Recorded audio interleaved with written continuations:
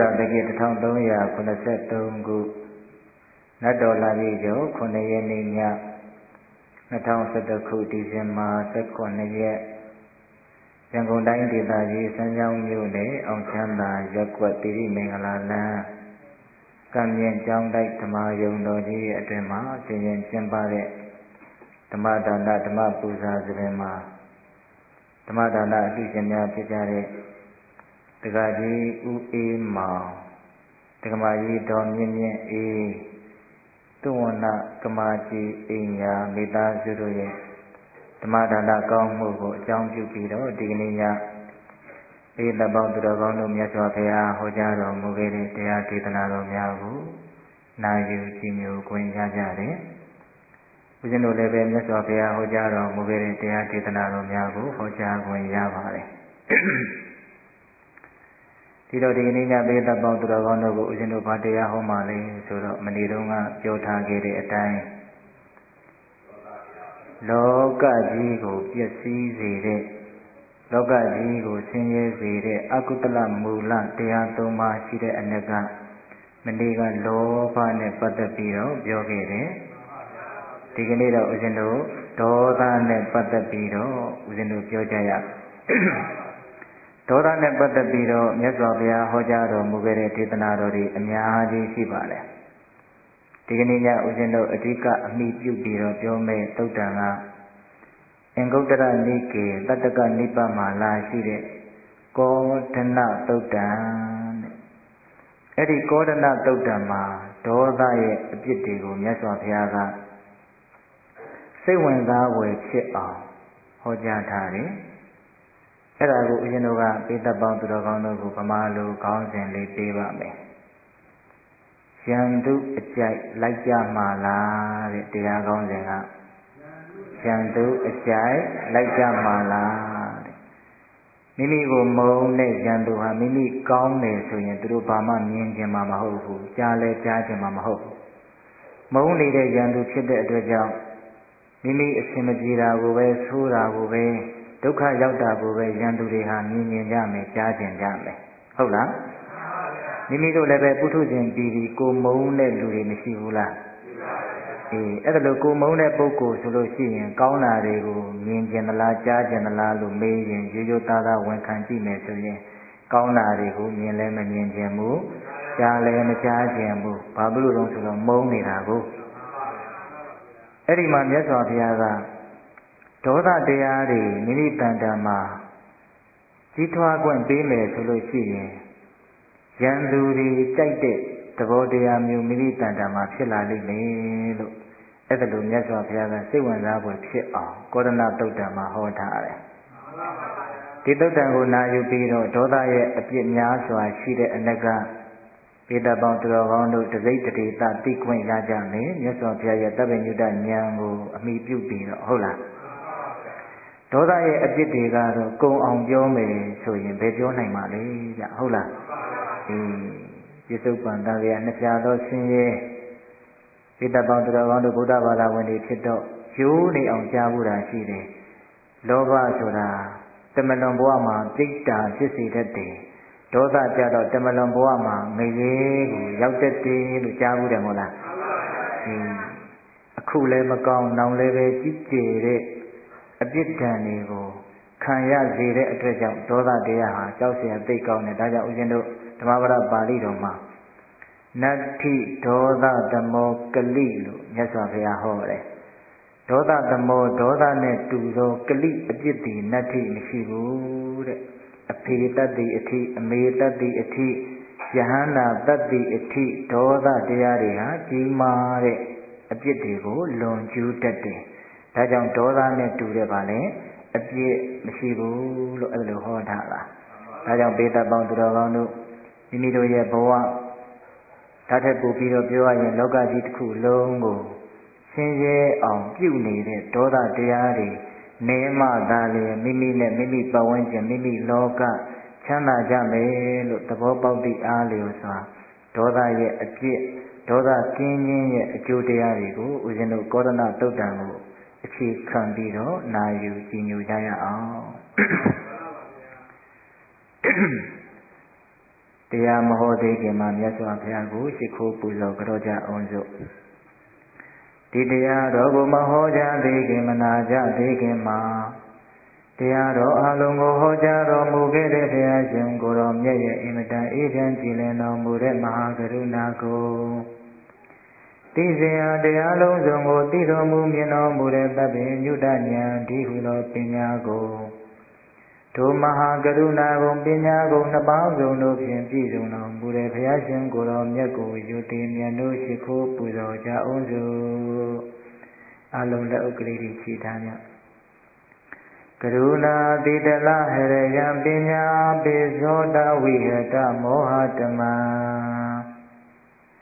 သာနရမရလောကကရုဝန္တိတုကတံဂတိဝိမု क्त ံကရုဏာတိတလဟရယံမဟာကရုဏာတော်ဖြင့်အိမြတော်စိတ်နှလုံးလေးရှိတော်မူပါ၏ထသောပညာပိဇောတဝိဟတမောဟတမံရဟတမေတိဟုသောအယောင်အလင်းဖြင့်ဝိဇ္ဇာတိဟုသောမိုက်မောင်းကိုဖယ်ခွာတော်မူပြီးထသောသာနရမရလောကကရုလူနှင့်ပြမတ္တဝါနန္ဒတို့၏ကြောက်တီတန်တုအလေးရူပြုရာတဆူရီသောဆရာသခင်လည်းဖြစ်တော်မူပါ၏ထသောဂတိဝိမု क्त ံဒီဝမနုဿာနိရယနှင့်ပိဒတလိစ္ဆာလာယအရှိငါတံသောဂတိတို့မှလေအထူးသဖြင့်ကင်းလွတ်တော်မူပြီးထသောသူကတံတတ္တဝါတို့ဟာအကျိုးများကြောင့်ဟုတ်မှန်သောစကားကောင်းကိုသာမျက်စုတော်မူပါ၏ထသောဗုဒ္ဓသစ္စာလေးရတရားမြတ်ကိုလက်ပေါ်တင်တာပရမညာကဲ့သို့ပြတ်သားထင်ထင်သိမြင်ပေတတ်ဘုရားရှင်ကိုယ်တော်မြတ်ကြီးကိုမေယံတရားဟောပုဂ္ဂိုလ်တရားနာပုဂ္ဂိုလ်ခေါ်ဆိုပညတ်ပရမတ်မမူယုံနာနှဖျားဖြစ်ကြပါသောဘုရားတပည့်တော်တို့သည်ဝိနေဝနာမှာကာယဝစီမနောချီသုံးနေတော်ရပနာမဖြင့်ဒုက္ခရောကျိုးလက်စုံမိုးကရှိခိုးဥညွတ်ပါ၏မြတ်စွာဘုရား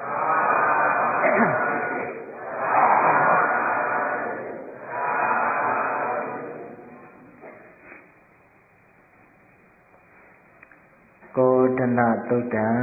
တဲ့ယံသူအကြိုက်လိုက်ကြမှာလားတဲ့စတင်ပြီးတော့နာယူကြည်ညိုကြရအောင်တတိမေဘိက္ခဝေဓမ္မတပ္ပတ္တကန္နာတပ္ပတ္တကရဏာကောဒနာအာကိသံတိဣထိဝါပုရိတံဝါ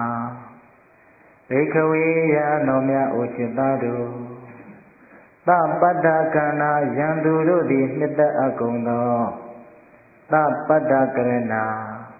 ယံသူအကျိုးပြုလုပ်ငန်းဖြစ်ကြကုန်သောတတ္တခုနှစ်ပါးကုန်သောဤနေဓမ္မဤသဘောတရားတို့သည်ကောဒနာအမျက်ထွက်ကြကုန်သောဣထိန်ဝါမိမ့်မာတို့၎င်းပုရိသံဝါယောက်ျားတို့၎င်းအာကိသံတိရောက်လာကြကုန်၏จิตသားတို့ယံသူတွေနှစ်သက်တဲ့တရားယံသူအကျိုးပြုတရား9မျိုးဆိုတာရှိတယ်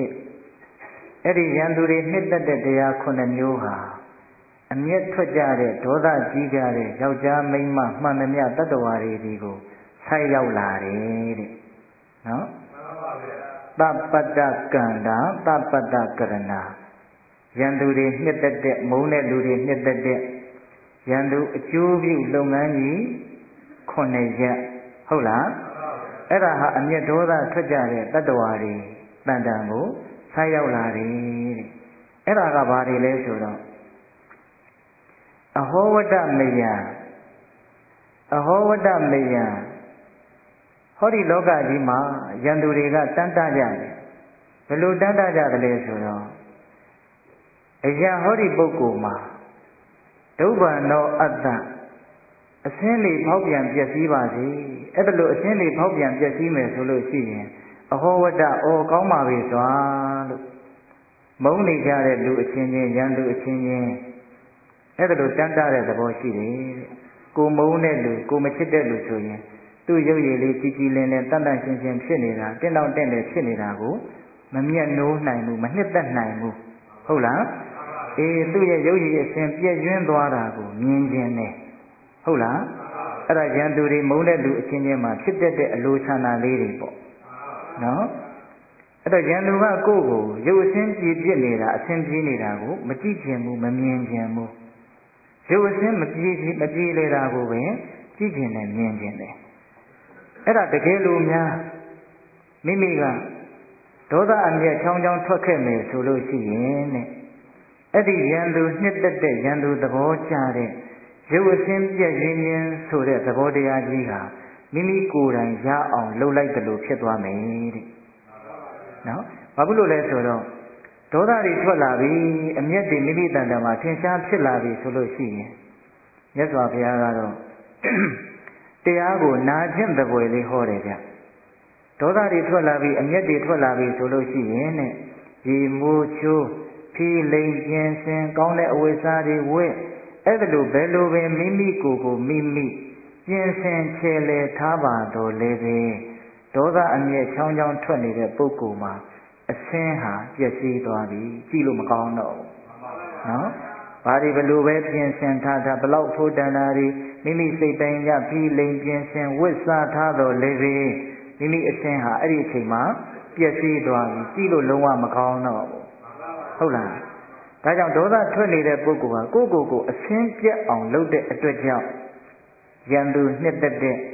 ရန်သူအကျိုးပြုလုပ်ငန်းတစ်ခုကိုရန်သူစိတ်တိုင်းကြလှုပ်ပေးလိုက်ရရောက်တယ်တဲ့ဟုတ်လားအဲ့ဒါတရားဓမ္မပေါင်းသူတော်ကောင်းတို့ဥရှင်တဲ့တူတွေ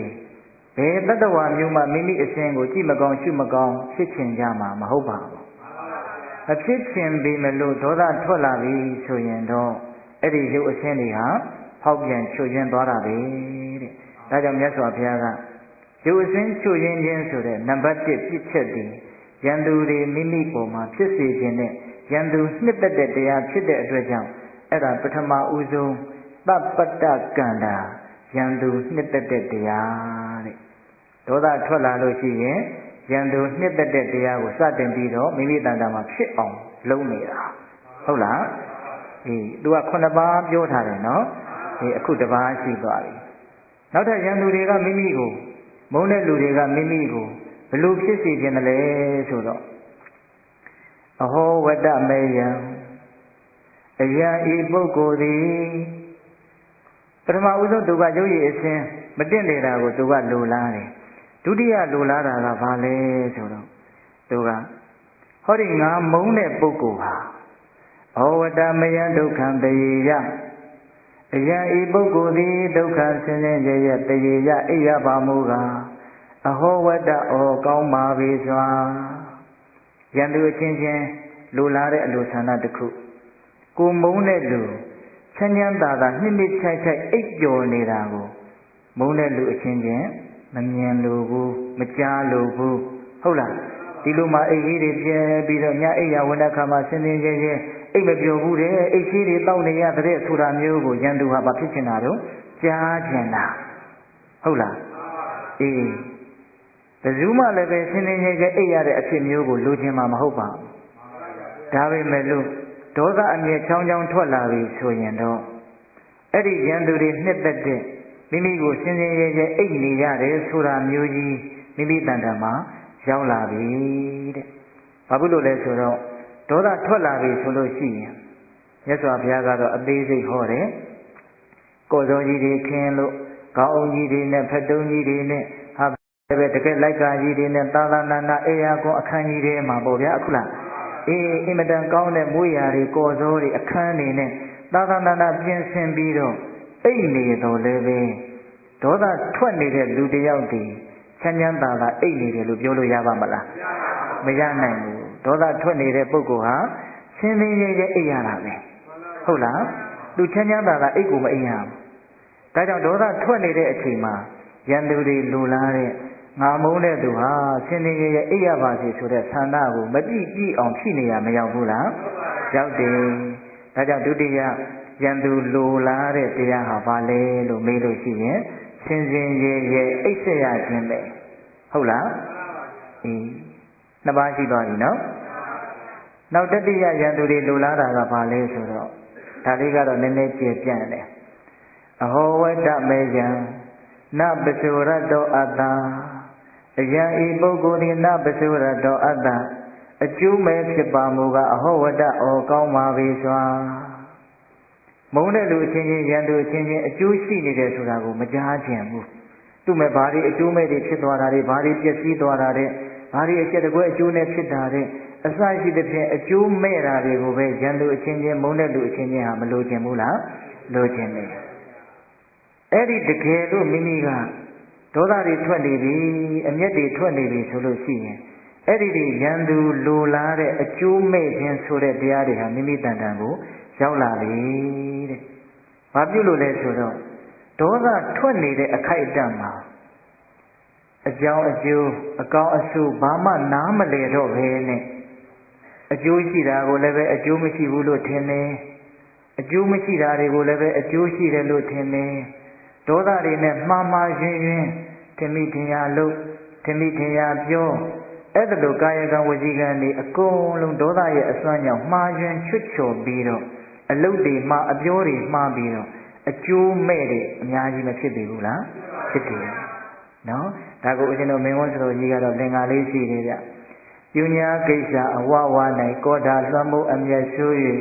ကျိုးရှိကိုပင်ကျိုးမဲ့ထင်၍ကျိုးပင်ရှိလက်မရှိမဲ့၍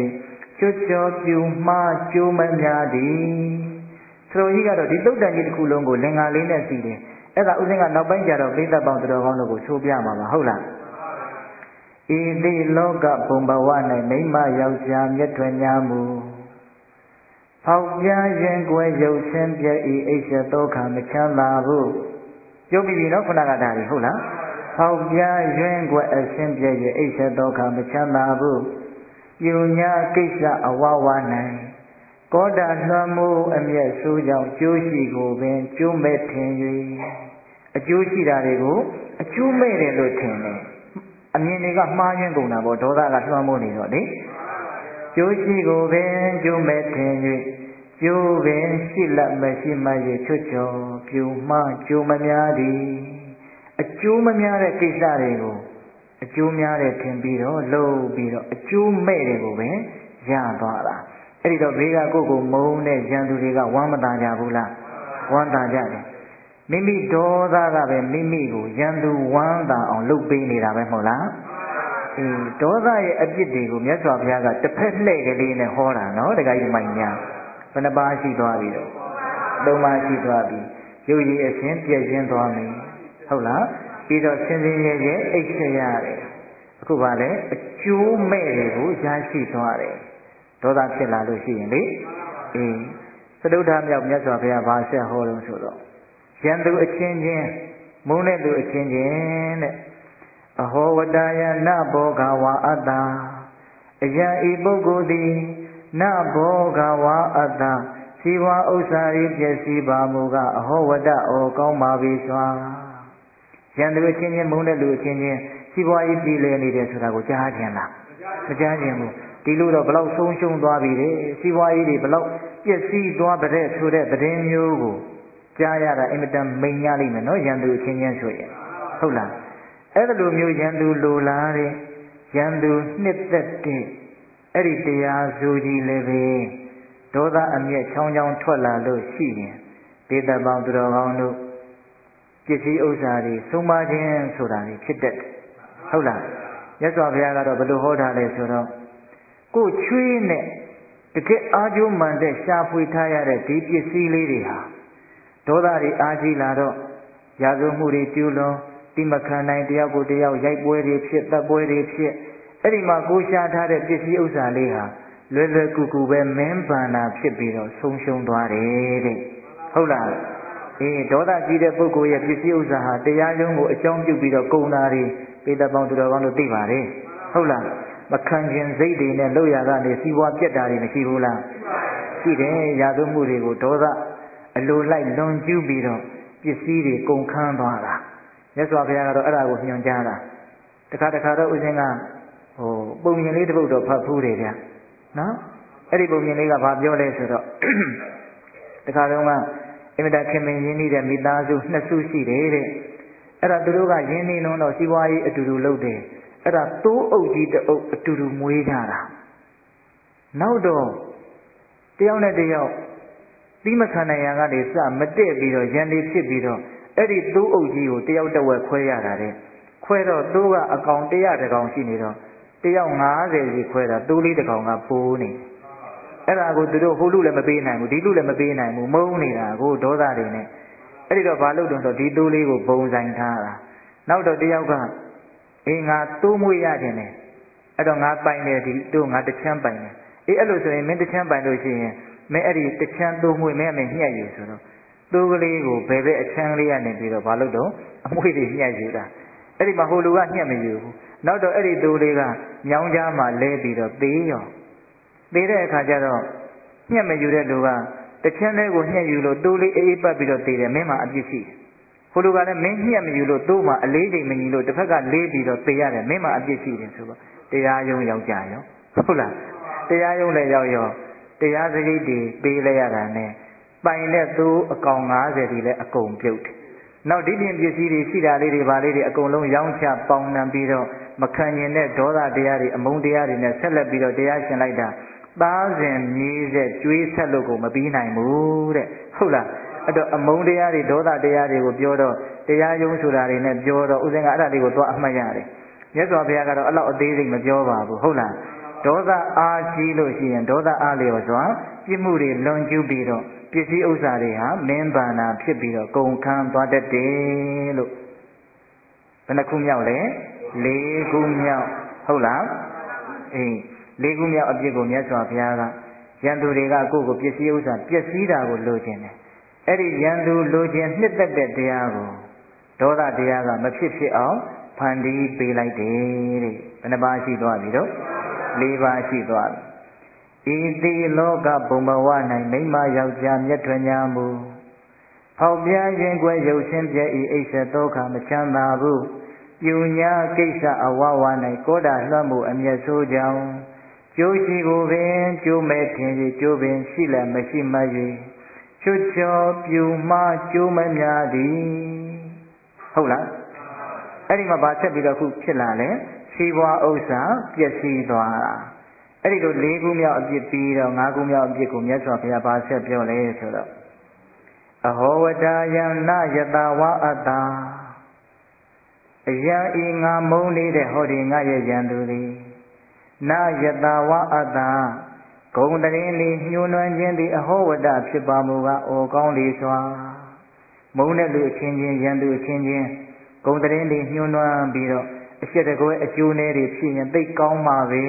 လို့ရန်သူတွေမုန်းတဲ့လူတွေကအဲ့လိုတန်းတတဲ့သဘောမရှိဘူးလားရှိတယ်ဂုံတရင်တွေတက်ပြီးတော့ဟာမျက်နာတွေပွင့်ပြီးတော့ထေထေဝါဝါကြီးဖြစ်နေတယ်ဆိုရင်ရန်သူတွေကအဲ့ဒါကိုမလိုချင်ဘူးဟုတ်လားအေးဂုံတွေပြက်ပြီးတော့အဲ့လိုမျိုးအချက်တကွဲအကျိုးနည်းဖြစ်တာကိုရန်သူတွေကလိုချင်တယ်အကယ်၍များအမျက်ထွက်ခဲ့မယ်ဆိုလို့ရှိရင်တဲ့မြတ်စွာဘုရားကအဲ့ဒီရန်သူတွေလိုချင်တဲ့နှစ်သက်တဲ့ပြင်စမမြောက်ဟုတ်လားပြင်စမမြောက်အဲ့ဒီလိုဂုံတရင်ပြည့်ချင်းဆိုတာကြီးမိမိတန်တမှာရောက်လာတယ်မြတ်စွာဘုရားကတော့အသေးစိတ်ပြောတယ်ဗျတတိတရားတွေနဲ့အသိဉာဏ်တရားတွေနဲ့မမိတ်မလျော့ကြိုးစားပြီးတော့တိဆောက်ခဲ့ရတဲ့ဂုံကလေးဂုံဆိုတာအလကားရတာမဟုတ်ဘူးနော်ဒီပုဂ္ဂိုလ်ဟာတည်တည်တန်တန်ရှိပါပေတယ်တည်တည်ငြိမ်ငြိမ်ရှိပါပေတယ်အစရှိတဲ့ကောင်းတဲ့ဂုဏ်တွေရဖို့အတွက်လွယ်လွယ်ကူကူရပါသလားမရဘူးအဲ့ဒါလို့ခဲခဲရင်းရင်းမမိတ်မလျော့မှုတရားလေးကိုအခြေခံပြီးတော့တိဆောက်ကြိုးစားပြီးတော့ရယူခဲ့ရတဲ့ဒီဂုဏ်ကလေးဒီကြော်ကြားမှုကလေးဒီအချိန်အဝါလေးဟာဒေါသတစ်ချက်ထွက်ပြီးတော့လူကြားထဲမှာအပြောတစ်ချက်မှားလိုက်တာနဲ့အမူအရာတစ်ချက်ပြက်လိုက်တာနဲ့အဲ့ဒီဂုဏ်တွေဟာစုံစုံမြုပ်သွားတတ်တယ်တဲ့မင်းကွန်းစတော်ဘုရားကြီးကတော့ဗမာစကားပုံလေးနဲ့ကပ်ပြောတယ်ဗျတစ်တလုံးမွေးတဲ့ကြက်ကိုတမတက်သေးနဲ့ရိုက်တက်ပြီးတော့ချက်စားလိုက်တယ်လို့ပဲတဲ့ဟုတ်လားအဲ့လိုဂုံနေပြက်တတ်တယ်ဂုံနေပြက်တတ်တယ်ဟုတ်လားဦးဇင်းတို့မြတ်စွာဘုရားဟောတာလည်းတစ်ခုရှိပါရဲ့ဝေဒေဟိကာဆိုတာလူတိုင်းကြားဖို့ပါလေနော်အင်မတန်ဂုံကြီးတာနူးညံ့တယ်တိမ်မွေ့တယ်ဆိုပြီးတော့ဂုံအင်မတန်ကြီးတာအဲ့ဒီမှာသူ့ရဲ့ကျွန်မဖြစ်တဲ့ကာလီကလေငါသခင်မကဂုံနေကြီးလိုက်တာနူးညံ့တယ်တိမ်မွေ့တယ်လို့ဂုံကြီးလိုက်တာငါပါပဲအစသာရရလုပ်ပေးနေလို့ဂုံကြီးတာလားတကယ်ကိုစိတ်ကောင်းနှလုံးကောင်းရှိလို့ဂုံကြီးတာလားသိအောင်စုံစမ်းမယ်ဆိုပြီးတော့ကာလီက နောက်နေ့မနဲ့လင်းအောင်အိတ်နေတာဘာအမှုကိစ္စမှမလုပ်ဘူးဟေးအဲ့ဒီမှာဝေဒီဟိကာကဟေးဘာလို့မထတာလဲအစကတော့သူတနာသေးတယ်မထခြင်းလို့မထတာပါဆိုတော့စိတ်ကတော်တော်တူသွားတယ်အဲ့ဒါဘာမှမပြောဘူးနောက်နေ့မနဲ့လည်းဒီလိုဆက်အိတ်တယ်ဟေးဘာလို့မထတာလဲမထခြင်းလို့မထတာပါဆိုတော့ကျွန်မတော့နဲ့ငါအကြောင်းသိနေဟောတကားတွေမားလာပြီဟုတ်လား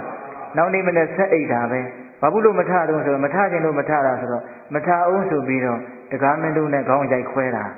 အဲ့ဒီမှာကျွန်မကသွေးဆက်လက်ကြနေတဲ့ခေါင်းကိုလက်နဲ့အုပ်ပြီးတော့အရက်ထဲလှည့်ပြောတာရှင်တို့ပြောတဲ့နူးညံ့သိမ်မွေ့ပါတယ်ဆိုတဲ့ဝေဒီဟိကလုံးပုံကြည့်ပါဦးတယောက်တည်းရှိတဲ့ကျွန်မကိုခေါင်းကိုမင်းတုံးနဲ့ရိုက်ခွဲတာခေါင်းလားဆိုတော့အဲ့ဒီနေ့ကစပြီးတော့ဝေဒီဟိကရဲ့ဂုံသတင်းတွေဟာလည်းပဲပျက်စီးသွားတယ်တဲ့ဒါမြတ်စွာဘုရားဟောထားတာဟုတ်လားအဲ့ဒီတော့ဒကာဓမ္မပေါင်းသူတော်ကောင်းတို့ကိုယ့်ရဲ့ခဲခဲရင်းရင်းတည်ဆောက်ထားရတဲ့အစိမ်ဝါဂုံသတင်းတွေဟာအမျက်ဒေါသတစ်ချက်ထွက်လိုက်တာနဲ့ပျက်စီးသွားတတ်တယ်ဒါကြောင့်ဉာဏ်ရှိတဲ့လူပညာရှိတဲ့လူတွေဟာအမျက်ကိုအပြင်ဘက်ကိုမထွက်အောင်ကြိုးစားသင့်တယ်သမာစကပုံလေးရှိတယ်မဟုတ်လားပညာရှိအမျက်အပြင်မထွက်ဘူးဆိုတာအဲ့ဒါကိုပြောတာဟိုအရိယာသူတော်ကောင်းကြီးတွေမဟုတ်လေတော့အမျက်ကတော့ရှိတာပေါ့ဗျမကျေနပ်မှုတွေဒေါသတွေကတော့ရှိတာပေါ့ဒါပေမဲ့အဲ့ဒီဒေါသကိုစကလုံးအဖြစ်နဲ့ထွက်မလာအောင်တားနိုင်တဲ့နော်အဲ့ဒီအမျက်ကိုကာယကံမှုအဖြစ်နဲ့လွန်ကျူးမသွားအောင်ထိန်းနိုင်တဲ့ဦးဇင်းတို့ဒါလေးနဲ့ပတ်သက်ပြီးတော့မြတ်စွာဘုရားဟောထားတဲ့ဒေါသအာကြီးတဲ့ယဟန်တစ်ပါးကိုအကြောင်းပြုပြီးတော့မြတ်စွာဘုရားဟောခဲ့တဲ့ရှူလဘောဓိဇတ်ဆိုတာရှိတယ်အဲ့ဒါလေးကိုဦးဇင်းအကျဉ်းချင်းပြောပြမယ်တခုသောဘဝတုန်းကဦးဇင်းတို့ဘုရားလောင်းကြီးဇမပြည်ကနေပြီးတော့သုတိရိတ်ကြပြီးတော့ပုံနာမျိုးတစ်မျိုးမှာလူရလို့လာဖြစ်တယ်ဇမပြည်ကလာတာဆိုတော့ကာမရာဂကအင်မတန်နည်းတယ်သူအိမ်အောင်ပြုကျင်တဲ့စိတ်တွေဘာတွေဘာမှမရှိဘူးဒါပေမဲ့မိဘတွေကအရွယ်ရောက်တော့မျိုးကောင်းသမီးတယောက်နဲ့လက်ထပ်ထိန်များပေးတယ်အဲ့ဒီအမျိုးကောင်းသမီးလေးကလည်းတိုက်တိုက်ဆိုင်ဆိုင်မှာပဲဇမပြည်ကလာတယ်လို့ဆိုတယ်အဲ့ဒါနဲ့သူတို့နှစ်ယောက်ဟာအိမ်အောင်ရေးကိုစိတ်မဝင်စားပဲနဲ့အတူတူနေကြတာအဲ့ဒါမိဘတွေလည်းကွယ်လွန်အိဋ္ဌရောက်သွားပြီဆိုတော့နှစ်ယောက်စလုံးယတိမဝစ်ပြီးတော့တောရက်မိပြီးတော့အကျင့်မြတ်ကိုကျင့်သုံးကြတယ်တဲ့အဲ့ဒါလိုကျင့်သုံးနေရင်လည်းဒီနေ့တော့ဘယင်မင်းမြတ်ပိုင်တဲ့ဥယျာဉ်ကြီးရဲ့တစ်ဖက်မှာသရေချပြီးတော့အဲ့ဒီယတိဇနီးမောင်နှံပေါ့နော်အဲ့ဒီဘဝမှာတော့အကျင့်မြတ်ကိုကျင့်ပြီးတော့နေတာပါအဲ့ဒီမှာဟိုကလည်းမိမသားဆိုတော့အစတည်းကစပြီးတော့သူ့ကိုထားခဲ့မလို့သူကလည်းပဲအကျင့်မြတ်ကိုကျင့်မယ်ဆိုဘုရားလောင်းကအဲ့ဒီမှာစောင့်ရှောက်ရအောင်ဆိုသူ့ကိုခေါ်လာတာနှမလေးလိုစောင့်ရှောက်ပြီးတော့ထားတာပေါ့လေအဲ့ဒါလိုနဲ့နေရင်းနဲ့ဒီနေ့တော့အဲ့ဒီဥယျာဉ်လေးကိုဘယင်ကလှည့်လည်လာရင်းနဲ့အဲ့ဒီယတိနှစ်ယောက်ကိုမြင်တာမြင်တော့ယတိမကရုပ်ရည်အစဉ်အင်မတန်တင့်နေတော့ဆွဲလန်းမက်မောပြီးတော့တွားပြီးတော့မေးတာတဲ့မှာပိုင်ရှင်ရှိလားဆိုတော့အဲ့ဒီမှာဒီယတိဟာလူဘဝတုန်းကသူ့ရဲ့အရှင်သခင်လေးယောက်ျားပါဟောဒါလူဘဝတုန်းကတည်းအခုတော့ဘာမှမတော်တော့ဘူးတဲ့အဲ့ဒါနဲ့အတင်းအကျပ်အဲ့ဒီယတိမကိုနန်းတော်ကိုခေါ်သွားတာမင်းကြီးတွေကိုခေါ်သွားလို့ခိုင်းလိုက်တာခိုင်းပြီးတော့ဘုရင်ကြီးကယတိကိုမေးတာငါဒီလိုလုပ်တော့သင်ဘာတတ်နိုင်လဲတဲ့သင်စိတ်ထဲဘလို့ရှိလဲအဲ့ဒါလိုမေးတာအဲ့ဒါရှင်အာနန္ဒအလောင်းပဲအဲ့ဒါလိုမေးတော့ဘုရားလောင်းကငါမှအမျက်ဆိုတာတော့ဖြစ်တာပေါ့တဲ့ရိုးပဲပြန်ပြောတာနော်အေးအေးဆေးဆေးပဲငါမှအမျက်တော့ဖြစ်တာပေါ့တဲ့ဒါပေမဲ့အဲ့ဒီအမျက်ကိုငါအပြင်မထွက်အောင်ကြိုးစားနေတယ်တဲ့မေတ္တာကမ္မထာနဲ့ငါကြိုးစားနေတယ်တဲ့အဲ့ဒါလိုကျုံးဝါပြောတော့ဘုရင်ကြီးကပြန်သွားတာနန်းတော်ကိုဟိုရောက်တော့ယသိမကိုမင်းလူထွက်ပါအဲ့ဒါလို့ဆိုရင်မင်းကိုမိဘရဲ့ခေါင်းကြီးမြှောက်မယ်ဆိုပြီးတော့မင်းစည်းတွေနဲ့ဖျားရောက်တယ်ဒါပေမဲ့ယသိမကငိုးယူပြီးတော့လောကကြီးပြည့်စုံပြီငါအကျင့်မြတ်ကိုပဲကျင့်နေတယ်ဘယင်သွေးဆောင်ဖျားရောက်တာကိုလက်မခံဘူးဘယင်ကအဲ့ဒီမှာယသိတွေဆိုတာဘယ်လိုအတတ်ပညာတွေတက်တယ်လို့ငါကောင်းကောင်းမသိရဘူးငါ့ကိုပြုစားရင်ဒုက္ခအဲ့တော့ယသိကြီးဘာတွေလုပ်နေလဲမသိဘူးဆိုတော့ तू ကြောက်ကြောက်လန့်လန့်နဲ့ယသိကြီးနေတဲ့နေရာကိုပြန်ရောက်လာပြန်တယ်စုံစမ်းတာဘာတွေများလုပ်နေလဲလို့ဘုရားတော်ဘုရားတော်ကတီးတီးငြိမ်ငြိမ်ပဲစုပ်နေတဲ့သင်္ကန်းကိုချုပ်နေတာအဲ့ဒါသူကအချွေရံနေနဲ့တိတ်တိတ်ကလေးလာတော့ဘုရားတော်ကလှည့်မကြည့်ဘူးအဲ့ဒါကိုဘုရင်ကြီးကအထင်လွဲတာကြည်စမ်းအမျက်ဒေါသတွေနဲ့ငါ့ကိုလှည့်ပြီးတော့တောင်မကြည့်နိုင်ဘူးစကားတောင်မပြောနိုင်ဘူးသောတော်တုန်းကတော့ငါအမျက်ဒေါသရှိတော့ရှိတယ်အပြစ်မထွက်အောင်ထိမ့်မလေးပါလေးကျင်းဝါပြီးတော့ဒီယသိဘာလည်းမသိဘူးဆိုပြီးတော့ပြောတာဗျအဲ့ဒါနဲ့အရှင်ယသိတဲ့အစာတုန်းကတော့သင်ကျုံသွားတယ်နော်ဒေါသမဖြစ်အောင်ငါကြိုး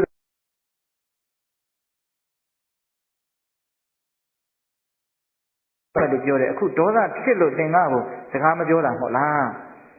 အဲ့ဒီတော့ဘုရားလောင်းကမင်းကြီးတဲ့ဖြစ်ကားဖြစ်ဤသို့တော်ငါမထွက်စေရအဲ့ဒါလိုလေးသူကပဟိလီလေးနဲ့ပြောတာဘာတွေဖြစ်လို့ဘာတွေကိုမထွက်စေတာတော့ဘုရင်ကြီးကယုတ်တိရနားမလဲဘူးအဲ့ဒီတော့မှဘုရားလောင်းကတခုချင်းရှင်းပြတယ်အမျက်ဒေါသဆိုတာငါတန်တမှာဖြစ်ပါတယ်တဲ့မဖြစ်ဘူးလို့ငါမဆိုလို့ဘူးသို့တော့အဲ့ဒီအမျက်ကိုငါမထွက်စေရဘူးတဲ့အပြင်ဘက်ကိုသင်မမြင်စေရဘူးငါမေတ္တာကမ္မထမ်းနဲ့ငါတားဆီးထားတယ်တဲ့ဘုရားလောင်းကအဲ့ဒီမှာဘုရင်ကြီးကိုတရားဟောတာအမျက်ရဲ့အပြစ်တွေအဲ့ဒီတည်းကဦးဇင်းတို့တချွတ်တဝက်လေးကောင်းတာလေးတွေယူပြောရလို့ရှိရင်အမျက်ဒေါသဖြစ်တယ်ဆိုတာဘာနဲ့တူလဲဆိုလို့ရှိရင်တဲ့ရှင်းတော့ကမီးညှိပြီးမီးရအောင်ဆိုမီးပုတ်ခုံဆိုတာရှိတယ်အခုလိုမီးချစ်ကြောက်တွေပါတယ်မရှိဘူးလေအဲ့အင်မတန်မာကြောတဲ့အသားမာကိုခြုံကလေးထွင်းပြီးတော့အဲ့ဒီထဲမှာဂွန်းတို့ဘာလို့ထည့်ပြီးတော့ထောင်းတာပေါ့အဲ့ဒါပူတော့အဲ့ဒီဂွန်းကိုမီးဆွဲသွားတာအဲ့ဒါမီးပုတ်ခုံလို့ခေါ်တယ်နောက်လက်နဲ့ရင်လည်းပုတ်တယ်အဲ့ဒီမီးပုတ်ခုံမှာမီးဖြစ်လာပြီဆိုလို့ရှိရင်အဲ့ဒီမီးပုတ်ခုံကဖြစ်တဲ့မီးဟာတခြားကိုမဆွဲမလောင်ရခင်မှာသူ့ကိုယ်သူအရင်အလောင်ခံရတယ်ဒါလေးနဲ့ဥပမာပေးတာဒေါသအမျက်ထွက်လာပြီဆိုရင်ဒီဒေါသအမျက်ကြောင့်တခြားသောသူတွေမဆင်းရဲသေးခင်မှာဒေါသအမျက်ထွက်တဲ့လူကိုအရှင်လောင်နေတဲ့ဒေါသဟာဟုတ်လားအေးအဲ့ဒီမှာဘုရားလောင်းကမင်းကြီးတဲ့ဒေါသဆိုတာအမျက်ဆိုတာနှစ်ဦးနှစ်ဖက်ဘာအကျိုးမှမရှိတဲ့အတွက်ကြောင့်အမျက်ကိုကြိုးစားပြီးတော့ထိမ့်သိမ့်တဲ့နေဆိုပြီးတော့ဘုရားလောင်းကအဲ့ဒီမှာမင်းကြီးကိုတရားဟောတော့ဒါသူတော်ကောင်းကြီးပဲလို့နားလည်ပြီးတော့ယတိမကိုပြန်ပို့ပြီးတော့ကြီးညိုသွားတာဒီဥယျာဉ်ထဲမှာပဲတက်တက်လုံးတရင်သုံးပါဆိုပြီးတော့ပြုစုလုပ်ကျွေးတယ်အဲ့ဒီတော့ဦးဇင်းတို့ဒီနေရာမှာဘုရားလောင်းပြောတဲ့စကားကလေးဖြစ်ကားဖြစ်ဤမထွက်ဆိုတဲ့စကားလေးဟာတရားဓမ္မတို့ဦးဇင်းတို့အတွက်လိုက်နာကျင့်သုံးစရာမကောင်းဘူးလားပုထုဇဉ်ဆိုတော့မကျင့်တတ်တာတွေကတော့ရှိမှာပေါ့နော်ဘာလို့ဆိုလောကကြီးကကျင့်တတ်စရာတွေနဲ့တည်ဆောက်ထားတာမှမဟုတ်ပဲဘူးဗျဟုတ်လားလောကကြီးမှာမကျင့်တတ်စရာတွေအများကြီးရှိတယ်မြင်လို့မကောင်းတာတွေကြားလို့မကောင်းတာတွေအမိမောက်မတည့်တာတွေမဟုတ်တာတွေမညီညွတ်တာတွေမမျှတတာတွေမရှိဘူးလားအဲ့ဒါလို့မကျေနပ်စရာတွေတွေ့တိုင်းမကျေမနပ်ဖြစ်နေမယ်ဆိုရင်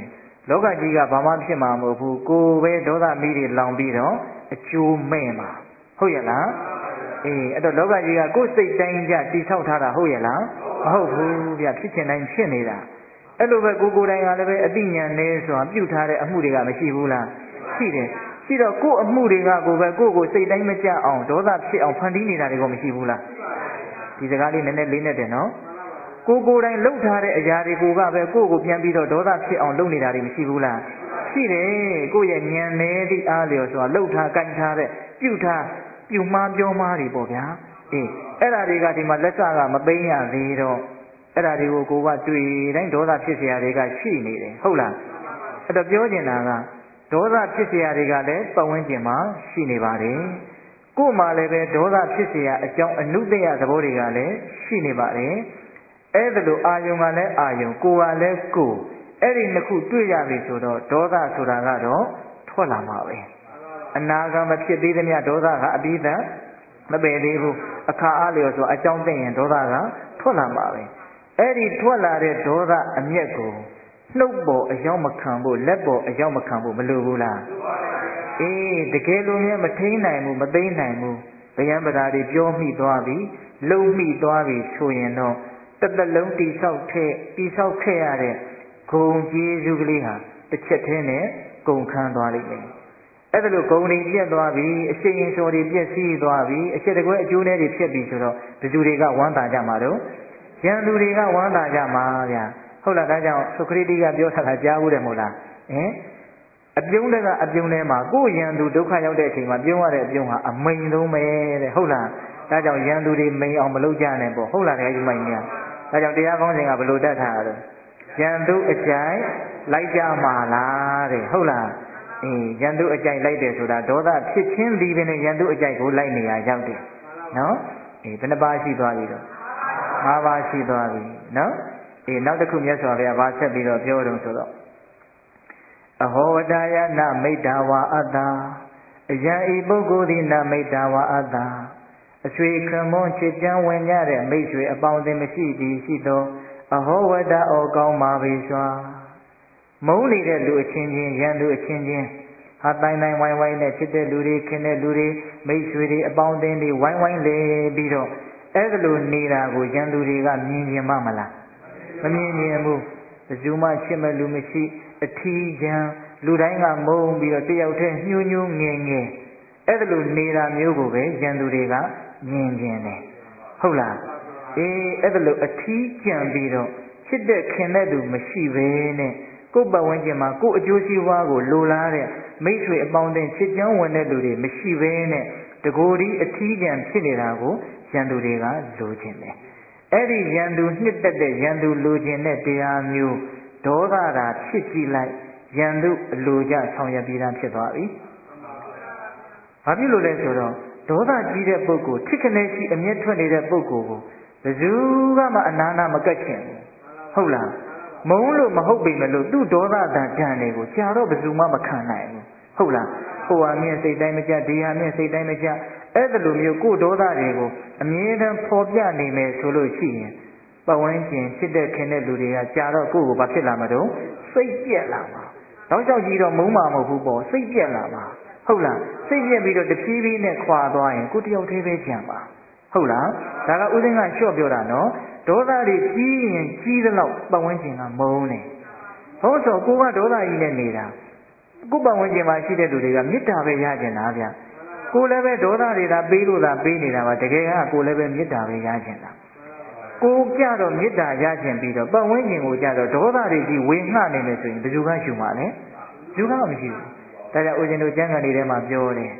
ဒေါသကြီးတဲ့ပုဂ္ဂိုလ်ဟာနေလိုပဲတဲ့ဘယ်သူမှမကြည့်နိုင်ဘူးဒါကနည်းနည်းလေးလျှော့ပြောတာအမှန်ကတော့မကြည့်ခြင်းဘူးဟုတ်လားအေးမေတ္တာတရားအားကြီးတဲ့လူတွေဒေါသတရားအားနည်းတဲ့ပုဂ္ဂိုလ်တွေကြတော့လာလိုပဲတဲ့လူတိုင်းကတာတယ်မြင်ခြင်းနဲ့ကြည့်ခြင်းနဲ့ဟုတ်လားဒါကြောင့်ဒေါသတွေအားကြီးနေမယ်ဆိုလို့ရှိရင်ကိုယ်ဘေးနားမှာရှိတဲ့ချစ်တဲ့ခင်တဲ့လူတွေကိုနှင်ထုတ်နေတာနဲ့အတူတူပဲအဲ့ဒါတဖြည်းဖြည်းနဲ့ကိုယ်ဘဝဟာ၆ကပ်လာမယ်ပူလောင်လာမယ်မေတ္တာငတ်ပြီးတော့လေဟုတ်လားအေးအဲ့ဒါလိုမျိုးတရားဓမ္မတို့ဦးဇင်းတို့တွေအဖို့မဲ့ပြီးတော့အထီးကျန်သွားပြီဆိုလို့ရှိရင်ဘယ်သူတွေကဝမ်းသာကြမလဲရန်သူတွေမုန်းတဲ့လူတွေကဝမ်းသာကြမယ်အဲ့ဒါလိုရန်သူတွေမုန်းတဲ့လူတွေဝမ်းသာအောင်ဘယ်သူကလုပ်ပေးမယ်အမျက်ဒေါသကလုပ်ပေးမယ်တဲ့ဒါကြောင့်မြတ်စွာဘုရားရဲ့မေတ္တာတွေကရုဏာတွေအင်မတန်ပဲကြီးညိုစရာကောင်းပါတယ်ဟုတ်လားတစ်ဖက်လှည့်ကလေးနဲ့ဒေါသကိုပယ်ရှားဖို့မြတ်စွာဘုရားကဟောနေတာဟုတ်ရဲ့လားအဲ့တော့ဘယ်နှပါးရှိသွားပြီလဲအေး6ပါးရှိသွားပြီနောက်ဆုံး9ပါးမြောက်ကဘာလဲဆိုတော့အဟောဝတယံကာယတ္တဗေဒပရမရဏယဒုက္ခတိဝိနိပါဒံနိရေယဥပပိစ္ဆန္တောငါမုန်းတဲ့လူဟာကွယ်လွန်အနိစ္စရောက်ပြီးတဲ့မကောင်းတဲ့ဘုံဘဝဘုံဌာနတွေငရဲတိဆံပြိတ္တာအတူတကယ်အစရှိတဲ့ဒုက္ခတိဘဝကိုရောက်သွားရင်သိကောင်းမှာပဲလို့တောင်းတကယ်မုန်းလာပြီဆိုရင်အဲ့လောက်ထိညှော်လက်နေတဲ့မုန်းတဲ့လူအချင်းချင်းရန်သူအချင်းချင်းကဟုတ်လားကိုမုန်းတဲ့လူကတေဂာနိမှာကြည်ကြည်လင်လင်လေးနဲ့ဟာနမိတ်ကောင်းလေးတွေထင်ပြီးတော့တကယ့်ကိုပဲသိခြင်းတရားကိုသိက္ခာရှိရှိအေးအေးဆေးဆေးရင်ဆိုင်နိုင်သွားတယ်လို့ကြားရတာကိုမုန်းတဲ့လူတွေကမကြားခြင်းဘူးဟုတ်လားသွေးယူသွေးတန်းနဲ့သိခြင်းတရားကိုပုံပြက်ပန်းပြက်အိမ်ဒီသိက္ခာမဲ့စွာရင်ဆိုင်သွားတယ်ဆိုရင်ကောင်းတယ်ဒီကောင်သိပြီးတဲ့နောက်မကောင်းတဲ့နေရာရောက်ပိုးတောင်ကောင်းသေးတယ်လို့ရန်သူတွေကဘာလို့အဆုံးစုံအဲ့လောက်ထိတောင်ရန်သူတွေကလိုလားတယ်ဟုတ်လားတမြတ်စွာဘုရားကုံကုံပြောတာနော်အေးအဲ့လိုမျိုးရန်သူလိုလားတဲ့သိပြီးတဲ့နောက်မကောင်းတဲ့နေရာကိုရောက်ခြင်းဆိုတဲ့အကျိုးမဲ့ခြင်းကြီးကိုလည်းပဲဒေါသတရားကမဖြစ်ဖြစ်အောင်ဆောင်ရွက်ပေးပါလိမ့်မယ်တဲ့။ဘာဖြစ်လို့လဲဆိုတော့ဒေါသတွေအားကြီးလာပြီအမျက်တွေထွက်လာပြီဆိုလို့ရှိရင်ကာယဒုစရိုက်ဝစီဒုစရိုက်မနောဒုစရိုက်ဆိုတဲ့အပေရောင်ကြောင်းဒုစရိုက်တရားတွေကိုလွန်ကျူးမိတတ်တယ်တဲ့။နော်ဒေါသအားကြီးတဲ့လူတွေဟာဒုစရိုက်တရားတွေကိုလွန်ကျူးမိတတ်တယ်။အဲ့ဒါလိုဒုစရိုက်တရားတွေလွန်ကျူးမိပြီဆိုလို့ရှိရင်တည်တည်အခြားမဲ့မှာဒုစရိုက်တရားတွေရဲ့အကျိုးဆက်ကိုမခံစားရပြီဘူးလားခံစားရနိုင်တယ်။ဒါကြောင့်ဒေါသတရားကြီးရန်သူလိုလားတဲ့တည်ပြီးတဲ့နောက်တောင်မှမကောင်းတဲ့ဘဝကိုရောက်စီခြင်းနေဆိုတဲ့ဆန္ဒကိုမပြည့်ပြီးအောင်ဖြည့်ပေးလိုက်တာဟုတ်လား။ဒါကြောင့်ဒေါသကင်းအောင်နေကြရမယ်လို့မြတ်စွာဘုရားကဒီရည်ရွယ်ချက်နဲ့ ခုနှစ်ခုမြောက်ယံသူနှစ်သက်တဲ့တရားယံသူအကျိုးပြုတဲ့တရားကိုဟောတာယံသူအကျိုးပြုကသိပြီးတဲ့နောက်မကောင်းတဲ့နေရာရောက်ဖို့အဲ့ဒါဒေါသကဒုစရိုက်တရားတွေကနေတစ်ဆင့်အဲ့ဒီမကောင်းတဲ့နေရာကိုမပို့ပေးဘူးလားပို့မယ်ဦးဇင်းတို့ဟိုယဟန်တပါးအရှင်နာရရတဲ့ဒေသကုတ်တော်မောကနေဆုံးခံဆင်းပြီးတော့ကြွလာတော့ပြိတ္တာတကောင်ကိုတွေ့တယ်တဲ့အဲ့ဒီပြိတ္တာကအောက်ပိုင်းကတော့လူလိုပဲတဲ့အပေါ်ကဒီဇက်ရဲ့အပေါ်ကစပြီးတော့ဝက်တကောင်လိုဖြစ်နေတယ်တဲ့ဒါပေမဲ့တကိုယ်လုံးလဲရွှေရောင်တောက်နေတယ်တဲ့သူ့ရဲ့ပါးစပ်ကအထူးသဖြင့်ဝက်နှုတ်သေးလို့ခြုံထွက်နေတယ်အဲ့ဒါထူးဆန်းတာနဲ့အရှင်နာရရကတကိုးကြီးတော့မေးကြည့်တာမဖြစ်တာတော့ဒါကအဲ့ဒီမှာအဲ့ဒီပြိတ္တာကပြောတယ်တဲ့ငါကတ္တပမြတ်စွာဘုရားလက်ထက်တုန်းကသင်လိုယဟန်တပါးပဲတဲ့အဲ့ဒီတုန်းကလောဘဒေါသမောဟမကောင်းဘူးဆိုတာကိုငါသိပါတယ်တဲ့သိလို့မို့ငါအများကြီးစောင့်စည်းခဲ့တယ်ဒါပေမဲ့ငါလက်ကိုသာစောင့်စည်းနိုင်တယ်ငါနှုတ်ကိုမစောင့်စည်းခဲ့နိုင်ဘူးတဲ့အထူးသဖြင့်ငါအဲ့ဒီဘဝတုန်းကဒေါသသိအားကြီးရဲ့တဲ့ဒေါသအားကြီးတော့ဖြစ်ခနဲ့ရှိရင်ငါကဆင်းတာပဲတဲ့ဟုတ်လားအတူတူတွေကလည်းယဟန်တွေသတင်းသုံးဖို့အချင်းချင်းအတူနေကြတာဆိုတော့ငါသတင်းသုံးဖို့အချင်းချင်းတွေကိုငါခဏတိုင်းရုပ်မာမာတွေငါဆဲတယ်တဲ့အဲ့ဒါကြောင့်မို့လို့ကာယကံကိုစောင့်ရှောက်ခဲ့တဲ့အတွက်ကြောင့်ငါရဲ့ခန္ဓာကိုယ်ကရွှေလိုဖြစ်နေတယ်ဝစီကံကိုဒေါသအလိုလိုက်ခဲ့တဲ့အတွက်ကြောင့်ငါရဲ့နှုတ်သီးကဝက်နှုတ်သီးလိုဖြစ်ပြီးတော့ဆာလောင်ငတ်မှုတဲ့တိတ္တာဘဝကိုငါခံစားနေရတယ်ငါရဲ့အဖြစ်ကိုသင်မြင်တဲ့အတွက်ကြောင့်လူတွေကိုတစ်ဆင့်ပြောပြီးတော့မကောင်းမှုဟာသိကြောက်စရာကောင်းတယ်လို့ပြောပါလေလို့အမေသူကတော့အဲ့လိုလေးမှားသေးတာဗျသိလားအဲ့တော့ဦးဇင်းတို့ပြောနေတာကတရားဓမ္မတို့ဦးဇင်းတို့တွေလေလက်ကိုထိန်းနိုင်တယ်မလို့တခါလေနှုတ်ကိုထိန်းဖို့ကြတော့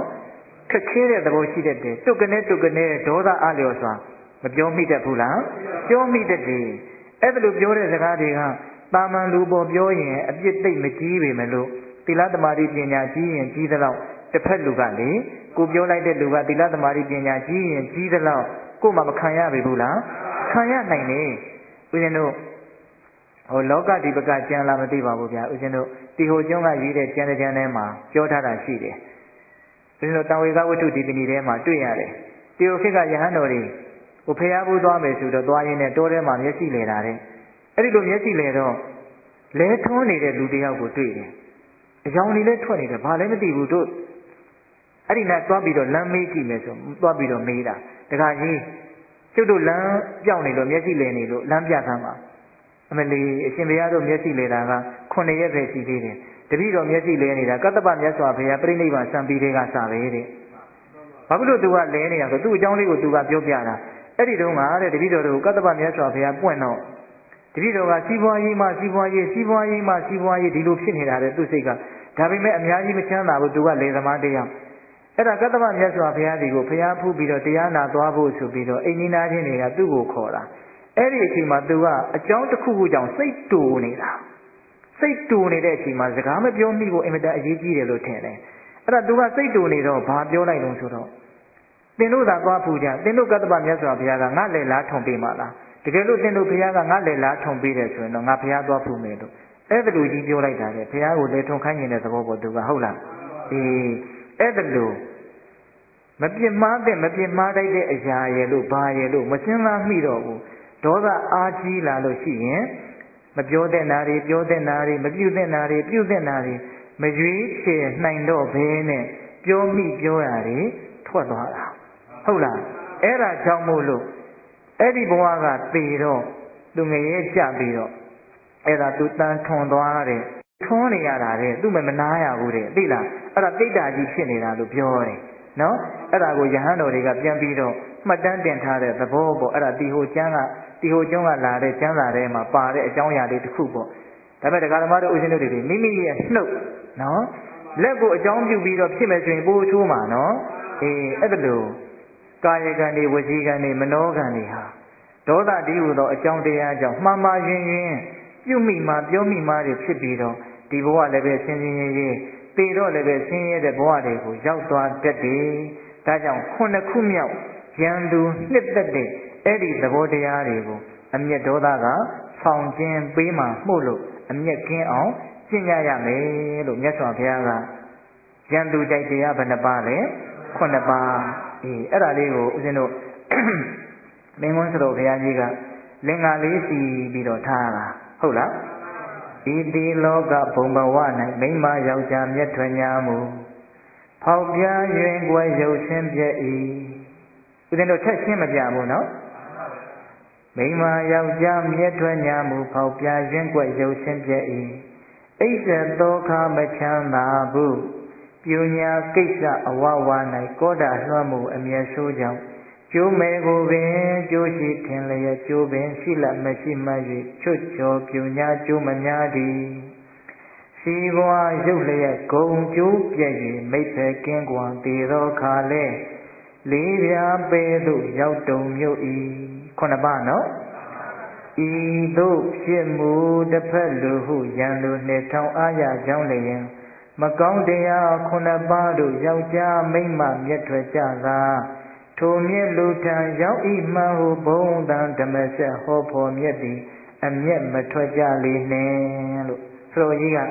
ဒီကုန်းကျုပ်လေးကိုအမျက်မထွက်ကြလေနှင့်လို့ဒီစကားလေးနဲ့အဆုံးသတ်ထားတာနော်အေးဒီခုနှစ်ပါးသာတကယ်လို့မိမိတန်တာမှာဖြစ်ပြီဆိုရင်ဒါရန်သူနှစ်သက်ကြောင်းတရားခုနှစ်ပါးပေါ့နော်ဤသို့ဖြစ်မှုတစ်ဖက်လူဟုရန်သူနှစ်ထောင်အားရကြောင်းလည်းမကောင်းတရားခုနှစ်ပါးတို့ယောက်ျားမိန်းမမြတ်ထွက်ကြသာထိုမြတ်လူထံရောက်ဤမှဟုဘုံတန်ဓမ္မဆက်ဟောဖို့မြတ်သည်အမျက်မထွက်ကြလေနှင့်လို့ဆိုတော်ကြီးကအဲ့လိုရေးတာဟုတ်လားဒါကြောင့်ဦးဇင်းတို့ရန်သူနှစ်သက်တဲ့တရားခုနှစ်ပါးအမျက်ဒေါသရဲ့အပြစ်ပေါင်းများစွာရှိတဲ့အနက်ကတရားဓမ္မပေါင်းသူတော်ကောင်းတို့အခုခုနှစ်ပါးနာခဲ့ပြီနော်ရုပ်ရှင်ပြည့်မယ်အိတ်တဲ့အခါမှာရှင်းရှင်းရဲရဲအိတ်ရမယ်အကျိုးရှိတာတွေအကျိုးမဲ့တာတွေမစင်စားနိုင်မဲနဲ့ရမ်းတမ်းလုပ်ပြီးတော့အကျိုးမဲ့မယ်ပြီးတော့စီးပွားပြည့်မယ်ဂုဏ်တွေပြည့်မယ်မိတ်ဆွေတွေအပေါင်းအသင်းတွေခွာသွားလိမ့်မယ်ပြီးတော့တည်တဲ့အခါမှာမကောင်းတဲ့နေရာရောက်တတ်တယ်အမျက်ဒေါသရဲ့အပြစ်တွေကတော့အများကြီးရှိတယ်ဒီကနေ့ညကတော့ဒီခုနှစ်ပါးပေါ့အဲ့တော့ဦးဇင်းတို့ဏိကုံးချုပ်ကဒီအမျက်နဲ့ပတ်သက်ပြီးတော့ထိန်းနိုင်သိမ်းနိုင်ရမယ်ဆိုတာကိုမြတ်စွာဘုရားကအင်မတန်ထင်ရှားတဲ့ဥပမာလေးနဲ့ပြောတာဦးဇင်းတို့သာသနာတော်မှာဓမ္မပဟုတုတ္တရင်းကျက်ကြတဲ့ပုဂ္ဂိုလ်တွေကတော့ကြားဘူးပြီးသားဖြစ်လိမ့်မယ်ဗျနော်အဲ့ဒါလေးကိုဦးဇင်းကဏိကုံးချုပ်ကလေးပြောခြင်းတာနော်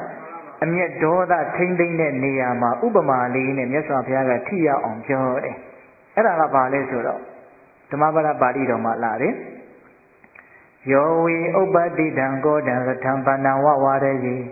တမဟံတာရတိပြုမိရတမိကာဟောဣတရောဇနောယောအကျင့်ပုဂ္ဂိုလ်သည်ဝေစင်စစ်အားဖြင့်ဥပ္ပတိတံဖြစ်ပေါ်၍လာလောကောတံမိမိရဲ့အမျက်ဒေါသကိုဗန္နံကြည်သွား၍နေသောရထံယထာကိုဝါရယေဣဝတားမြစ်နိုင်တဲ့ကဲ့သို့ဝါရယေတားမြစ်နိုင်ရ၏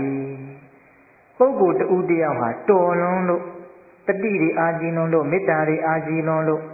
မိမိတန်တန်မှာရှုဆိုအမျက်တွေထွက်လာတယ်ဒေါသတွေဖြစ်လာတယ်ဆိုကြပါစို့တဲ့အဲ့ဒီအမျက်ကိုသူတခါတည်းရုပ်တရက်ကားကိုဗရိတ်အုပ်လိုက်တယ်လို့မျိုးပေါ့နော်တခါတည်းသူထိန်းနိုင်လိုက်တယ်သိမ်းနိုင်လိုက်တယ်ရပ်နိုင်လိုက်တယ်အဲ့ဒီအမျက်ကိုဘာနဲ့ဥပမာပေးလဲဆိုတော့မြန်မြန်ဆန်ဆန်ပြေးနေတဲ့မြင်းယထာကိုအဲ့ဒီယထာပေါ်မှာမောင်းနေတဲ့ယထာမောင်းသမားကတခါတည်းလိုရာကိုဆွဲပြီးတော့လိုတဲ့လမ်းကိုဆွဲပြီးတော့တဲ့လိုက်ဆိုကြပါစို့မြင်းယထာကြီးကကြောက်သေးကိုတဲ့နေတော့ဟာတခါတည်းရုပ်တရက်မြင်းကိုဆွဲလှည့်ပြီးတော့ကျွမ်းကျွမ်းကျင်ကျင်မောင်းလိုက်နိုင်တယ်ထိန်းလိုက်နိုင်တယ်ယထာမမှောက်တော့ဘူးပေါ့နော်အေးအဲ့လိုမျိုးကျွမ်းကျင်တဲ့ယထာမောင်းသမားကသူ့ရဲ့ယထာကိုမြန်မြန်ဆန်ဆန်ပြေးနေတဲ့ယထာကိုရုပ်တရက်ထိန်းနိုင်တယ်လို့မျိုးထွက်ပေါ်လာတဲ့အမျက်ဒေါသကိုလက်ပေါ်နှုတ်ပေါ်မရောက်အောင်ထိန်းနိုင်မယ်ဆိုလို့ရှိရင်တဲ့အဲ့ဒီပုဂ္ဂိုလ်ကိုတဲ့တာရတိယထာဒိဋ္ဌဟူ၍အဟံငါဘုရားသည်ဖြူမိဟော၏တဲ့အဲ့ဒါယထာဒိဋ္ဌနဲ့တဲ့ယထာဒိဋ္ဌဆိုတဲ့ဘွဲ့တူရတယ်ကျန်တဲ့ပုဂ္ဂိုလ်တွေကတော့ယထာဒိဋ္ဌမဟုတ်ဘူးတဲ့ရတမိကာဟောဣတရောစနောကျန်တဲ့ပုဂ္ဂိုလ်တွေကတော့ကျိုးခိုင်မယ်တဲ့ယထာပေါ်တက်ပြီးတော့ယထာကိုမောင်းတော့မောင်းတယ်ယထာမောင်းတဲ့လူတိုင်းကျိုးကိုတော့ဘာလို့ထားမှာတော့ကင်ထားမယ်ဒါပေမဲ့ယထာက လမ်းစိုးကိုဆွဲသွားပြီးကြောက်သေးကိုဥတည်နေပြီဆိုရင်ကိုကတကယ်လို့မထိန်နိုင်ဘူးဆိုရင်သူ့ကိုယထာတိန်လို့ပြောလို့ရပါမလားအဲ့ဒါဘယ်လိုခေါ်မလဲကျိုးခိုင်တယ်သူကျိုးကင်ပြီးတော့လိုက်တာပဲရှိတယ်ထိမှမထိန်နိုင်မဲ့ကိုအဲ့ဒါလိုပဲတရားဓမ္မတို့ဦးဇင်းတို့တွေလည်းပဲဘဝဒီဟူသောခရီးချမ်းမှာမောင်းနှင်နေကြတာပြေးသွားနေကြတာဟုတ်လားဘဝခရီးချမ်းကိုမောင်းနှင်နေတာနော်အေးအဲ့ဒီမောင်းနေနေတာကိုယ့်ဘဝကလေးကိုတိမ်ဆောင်ပြီးတော့ကြောက်သေးပါလေထိုးကြမသွားအောင်ဒေါသတရားတွေကိုမဖြစ်အောင်ထိမ့်ဖို့မလိုဘူးလားလိုတယ်ဗျမြတ်စွာဘုရားကဦးဇင်းတို့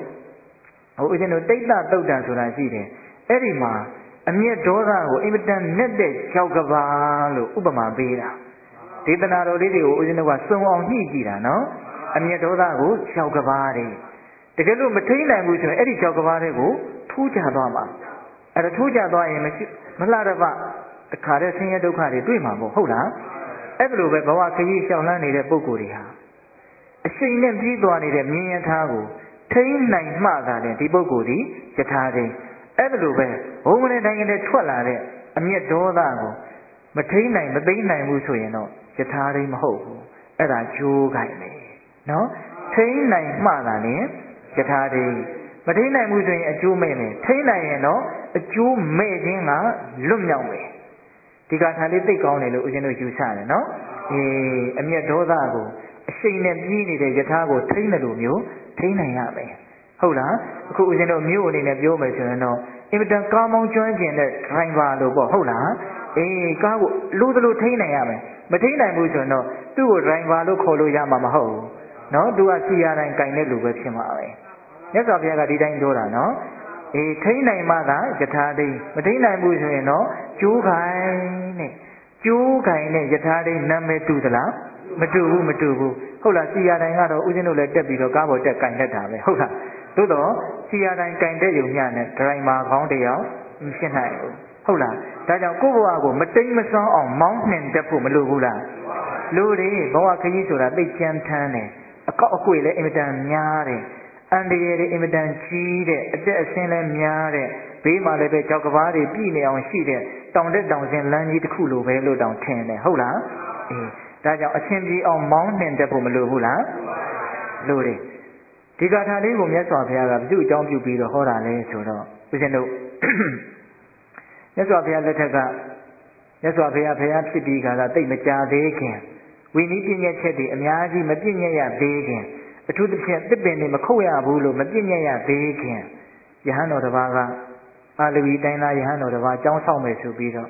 အဲ့တော့တစ်ပင်တစ်ပင်ကိုသူကခုတ်မယ်လို့ကြံလာအဲ့တော့ပစိန်နေရဲတင်းနေနဲ့အဲ့ဒီတစ်ပင်သားရက်ပြီးတော့ခုတ်မလို့လှုပ်တော့အဲ့ဒီတစ်ပင်ကိုစောင့်တဲ့တစ်ပင်ဆောင်နတ်သမီးကကျုပ်ကကျိုးနတ်သမီးကကိုထင်ပြပြီးတော့တောင်းပန်တယ်ရှင်ဘုရားတပည့်တော်ရဲ့ဒီဗိမာန်လေးကိုဖျက်ဆီးပါနဲ့ဘုရားအဲ့တော့ယဟန်တော်ကလည်းငါကဒီအပင်ပဲသဘောကျတာငါအတွက်ဒီအပင်ပဲသုံးကြတာငါခုတ်မှဖြစ်မယ်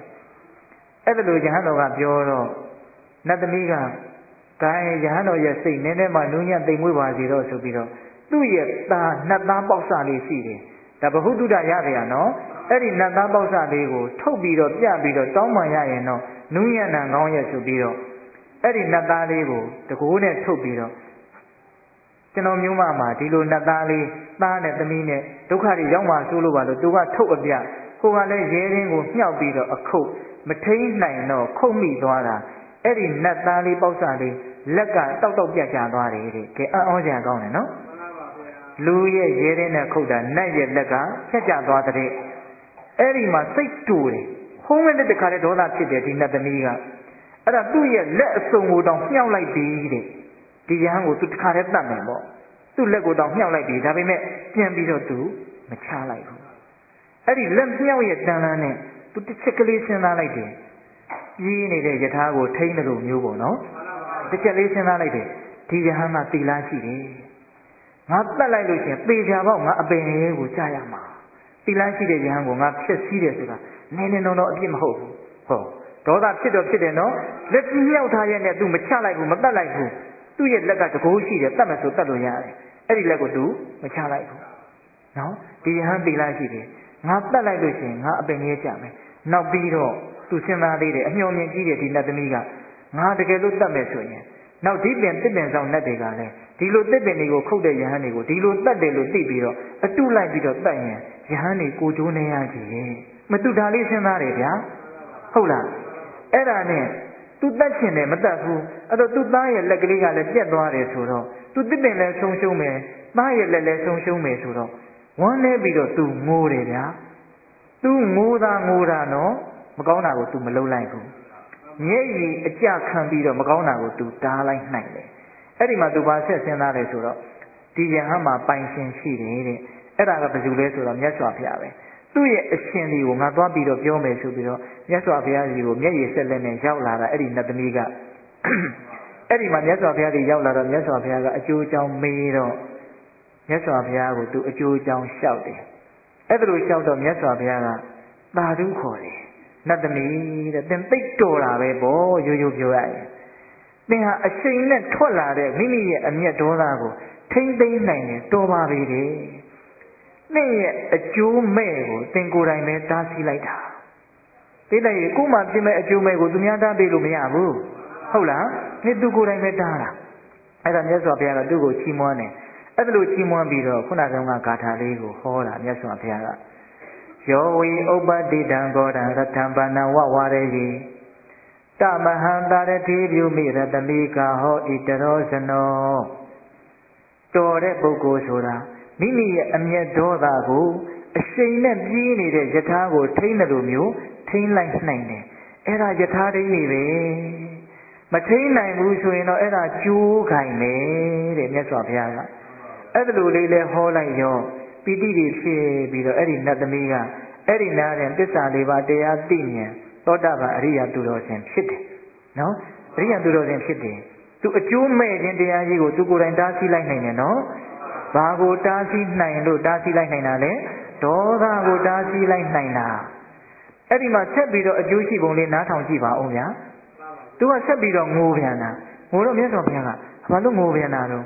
တပည့်တော်မှာသားတွေသမီးတွေနဲ့နေစရာမရှိဘူးတဲ့ဘယ်သွားနေရမှမသိဘူးဆိုတော့မြတ်စွာဘုရားကအဲ့ဒီဒီတဝန်ကျောင်းဘဝမှာနတ်တယောက်စုတည်လို့ပိုင်ရှင်မဲ့နေတဲ့တစ်ပင်တပင်ကိုညွှန်ပြပြီးတော့จิตသမီးသင်အဲ့ဒီမှာနေလေလို့ပေးတာအဲ့ဒါနတ်ပေးတဲ့ဗိမာန်မှာနေရတယ်ဆိုပြီးတော့အင်မတန်တကူကြီးတဲ့နတ်တွေကတောင်မှဒီနတ်သမီးကိုအဝင်အထွက်ဝင်ပြီးတော့နှုတ်ဆက်ပြီးတော့သူဟာနတ်လောကမှာအရှိန်အစောတကူကြီးမားတဲ့နတ်သမီးတယောက်တောင်ဖြစ်သွားတယ်လို့ဆိုတယ်လောကီလိုရောအကျိုးရှိသွားတယ်လောကုတ္တရာလိုရောအကျိုးရှိသွားတယ်တကယ်လို့ဒါသူ့ရဲ့ဒေါသကို तू မထိန်နိုင်ဘူးဆိုလို့ရှိရင် तू ဟာနောင်တတရားတွေနဲ့ပူလောင်ပြီးတော့အင်မတန်ကြီးမားတဲ့အပေဒုက္ခကိုလည်းခံရမယ်တန်တရားလွတ်မြောက်ခြင်းဆိုတဲ့အရိယာဖြစ်ခြင်းဆိုတဲ့တရားတွေလည်း तू ရမှာမဟုတ်ဘူးဟုတ်လားဒါကြောင့်အမျက်ဒေါသကိုတားဆီးနိုင်ခြင်းဟာကြီးကျယ်တဲ့အကျိုးမရှိဘူးလားရောင်းမြန်ပြန်လှန်လိုက်အမျက်ဒေါသကိုမတားဆီးနိုင်ဘူးဆိုရင်တော့ကြီးကျယ်တဲ့အကျိုးမဲ့တွေရှိပါတယ်လို့ဟုတ်လားဒါကြောင့်ဘေးသက်ပေါင်းသူတော်ကောင်းတို့ဦးဇင်းတို့ဒီကနေ့ညဒေါသနဲ့ပတ်သက်ပြီးတော့ရန်သူကြိုက်တရားဆိုပြီးတော့အပြစ်ပြန်ဘယ်နှမျိုးပြောလိုက်တယ်လဲ9မျိုးပြောလိုက်တယ်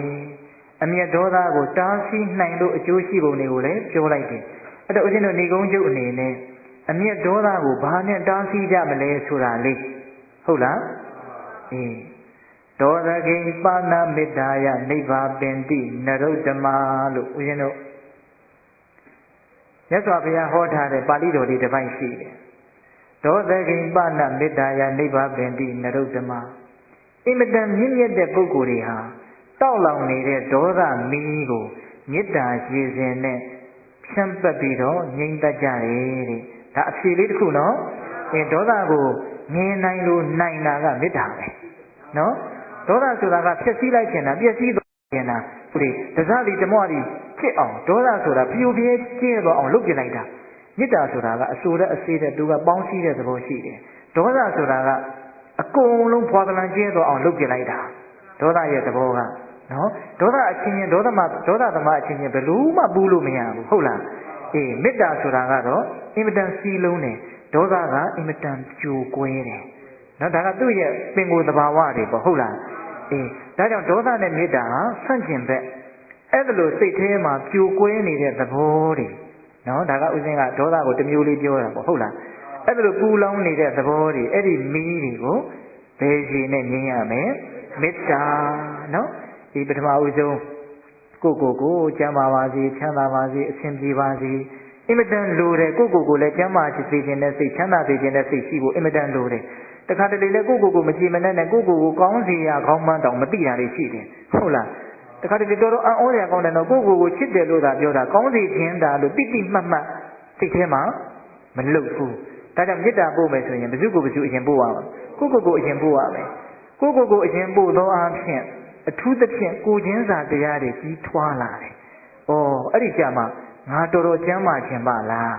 ငါတော်တော်ချမ်းသာခြင်းမလားငါတော်တော်ဘေးကင်းခြင်းမလားဆိုတာလေးကိုသဘောပေါက်လာတော့အော်သက်ရှိတတ္တဝါတိုင်းဒီလိုသဘောကြီးပဲလို့သိလာတာ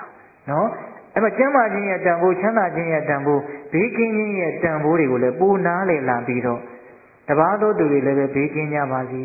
ကျမ်းမာကြပါစေချမ်းသာကြပါစေအစဉ်ပြေကြပါစေဆိုတဲ့စိတ်ကလေးတွေကအလိုဖြစ်လာတဲ့သဘောမျိုးပေါ့ဟုတ်လားဒီအဲ့ဒါလေးကပူပြီးတော့လေးနက်လာတဲ့သဘောရှိတယ်ဒါခံစားလို့ရတယ်နော်ဒီကိစ္စမိုင်များကိုကောင်းစီခြင်းတဲ့စိတ်တွေများမွေးလေးဩသူများလည်းပဲကောင်းမှကောင်းချင်မှာပဲဆိုတဲ့စိတ်ကလေးဖြစ်လာတယ်အဲ့ဒီမှာတပါးသောသူတွေကိုကျမ်းမာပါစေချမ်းသာပါစေဘေးရန်ကင်းပါစေအစဉ်ပြေတာတွေအားလုံးဖြစ်ပါစေလို့မေတ္တာကိုစတင်ပြီးတော့စီးပြန်ရမှာကိုယ့်ရဲ့စိတ်ထဲမှာသူတစ်ပါးရဲ့ကောင်းကျိုးတွေကိုလိုလားတဲ့စိတ်တွေကိုအဖန်တလဲလဲဖြစ်အောင်ကြိုးစားကြရမှာအဲ့ဒါကိုပဲမေတ္တာပွားတယ်လို့ခေါ်တာဟုတ်လားမေတ္တာရဲ့သဘောကသူများကိုကောင်းစေခြင်းနဲ့စိတ်ကလေးပေါ့နော်အဲ့ဒီစိတ်ကလေးကိုထက်ကြီးတလဲလဲပုံစံတူလေးတွေထက်ပြီးတော့ဖြစ်အောင်ကြိုးစားတာကိုကြတော့မေတ္တာပွားများတယ်လို့ခေါ်တာနော်ပထမကတစ်ခုနောက်နှစ်ခုနောက်သုံးခုအဲ့ဒါလိုတစ်ခုပြီးတစ်ခုဖြစ်လာအောင်လုပ်လိုက်တာပဲမေတ္တာစိတ်ကလေးကိုလေ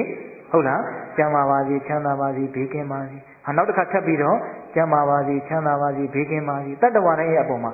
အစပိုင်းမှာတော့လေးလေးနက်နက်ရှိခြင်းမှရှိမယ်နောက်ပိုင်းပွားပါများလာလို့ရှိရင်နော်စိတ်ထဲမှာအင်မတန်အေးချမ်းပေါ့အင်မတန်ကောင်းစေခြင်းတဲ့စိတ်တွေတကယ့်ကိုစိတ်ပါလိုက်ပါလှိုက်လဲဖြစ်လာပြီဆိုရင်အော်မေတ္တာဆိုတာအင်မတန်အေးချမ်းတာပဲလို့တကယ်နားလေတယ်နော်အဲ့ဒါစိတ်ရဲ့အစွမ်းလည်းရှိတဲ့အတွက်ကြောင့်ကိုယ့်ရဲ့ရုပ်ရည်လည်းအင်မတန်အေးချမ်းပြီးတော့ကိုယ့်ရဲ့မေတ္တာကိုရတဲ့တစ်ဖက်လူတွေလည်းပဲအကျိုးသက်ရောက်မှုအများကြီးရှိတယ်လောကကြီးကိုတကယ်ကောင်းသွားစေတယ်နော်တကယ်စင်စစ်မေတ္တာတရားဟာကမ္ဘာလောကကြီးမှာအင်မတန်အရေးကြီးတဲ့နေရာကနေပြီးတော့အထောက်အကူပြုနေတယ်လို့ထင်တယ်ဒီမေတ္တာတွေနောက်ဆုံးနည်းသွားပြီဆိုတာနဲ့ကမ္ဘာကြီးဟာပျက်စီးဖို့ပြင်မှာပဲနော်ကမ္ဘာကြီးပျက်စီးဖို့ပြင်မှာပဲနော်ဆိုကြပါစို့ဒီကမ္ဘာကြီးမပြတ်ခင်မှာဒကာကြီးတွေမိုင်းများကြားဖို့ကြပါလိမ့်မယ်တက်တန်းက10နှစ်တန်းထိရောက်အောင်ဆုတ်သွားလိမ့်မလို့ကြားဘူးတယ်မဟုတ်လားနောက်အချင်းချင်းတတ်ကြဖြတ်ကြပြီးတော့ဟာတဖြည်းဖြည်းနဲ့မင်းကိုလည်းငါမတတ်ပါဘူးငါကိုလည်းမင်းမတတ်ပါနဲ့ဟုတ်လားအဲ့လိုမျိုး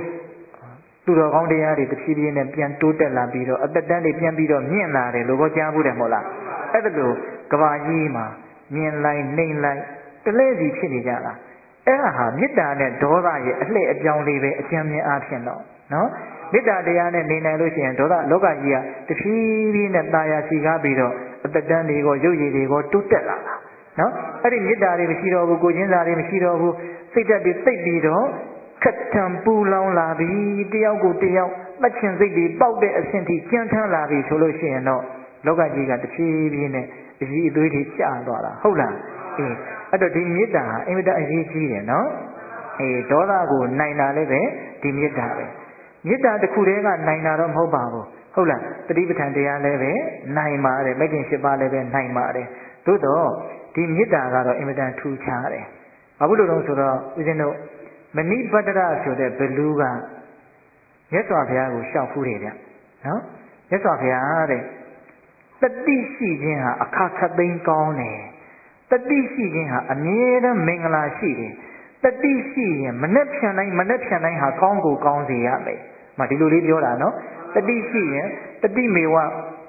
တတိရှိလာလို့ရှိရင်သူ့ဝေမနှက်ဖြန်တိုင်းဟာကောင်းမယ်နော်တတိရှိရင်အကုန်လုံးကောင်းမယ်လို့တတိပဋ္ဌာန်ရဲ့အကျိုးကျေးဇူးကိုခံစားရလို့နဲ့တူပါရဲ့အဲ့ဒီဘလူးကမြတ်စွာဘုရားကိုလျှောက်တာအဲ့ဒီတော့မြတ်စွာဘုရားကအဲ့ဒီစကားလေးကိုနည်းနည်းပြင်တယ်တတိရှိရင်ဟုတ်တယ်အရာခတ်သိမ်းကောင်းတယ်အမြဲတမ်းကောင်းတယ်မနှက်ဖြန်တိုင်းကောင်းတယ်သို့တော့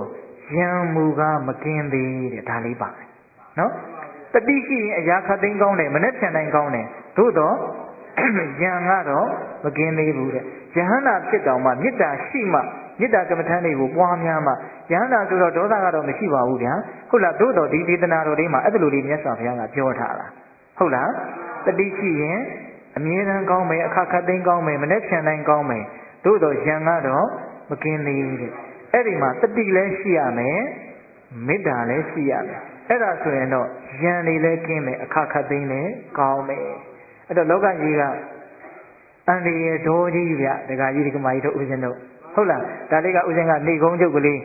ပြောနေတာနော်တရားကသိတော့မှတဏှာကြီးကြော်သွားပြီဟုတ်လားနေကုန်းချုပ်ကလေးပြောနေတာလောကကြီးကအန္တရာယ်ဒိုးကြီးဟုတ်လား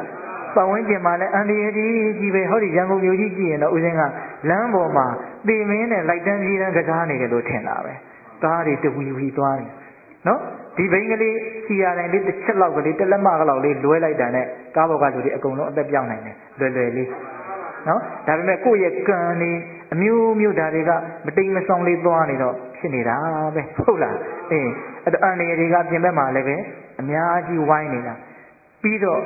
အဲ့ဒါထက်ပိုပြီးတော့ကြီးကျယ်တဲ့အန္တရာယ်ကဒီခန္ဓာကိုယ်ကြီးပေါ့နော်အမြဲတမ်းတစ်မျိုးတစ်မျိုးဖောက်ပြန်သွားနိုင်တယ်ဒါသူအကြောက်เสียအကောင်းဆုံးပဲတကယ်တမ်းကတော့လေ